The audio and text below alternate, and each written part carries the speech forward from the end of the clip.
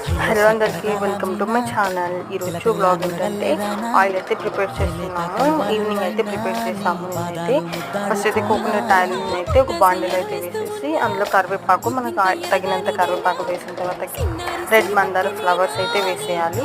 Flowers వేసిన తర్వాత ఒక 2 ఫ్లవర్స్ వేసిన తర్వాతకి దాని లీవ్స్ ఉంటాయి కదా, మందారం ఆకులను అయితే వేసేయాలి. మొత్తం ఇవన్నీ అయితే వేసిన తర్వాతకి మెంతులు ఉంటాయి కదా, మనకు తగినంత మెంతులు అయితే వేసేసుకోవాలి. మెంతులు వేసేసుకొని ఇప్పుడైతే స్టవ్ మీద పెట్టేయాలి.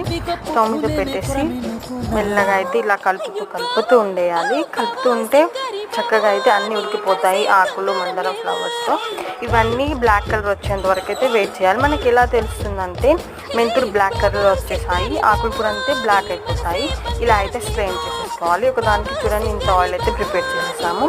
చేసిన తర్వాతకైతే ఇలా అయితే అప్లై చేసేసుకొని హెడ్ బాత్ చేసేయడం చాలా బాగుంటుంది. మీరు కూడా ట్రై చేయండి. Thank you for watching.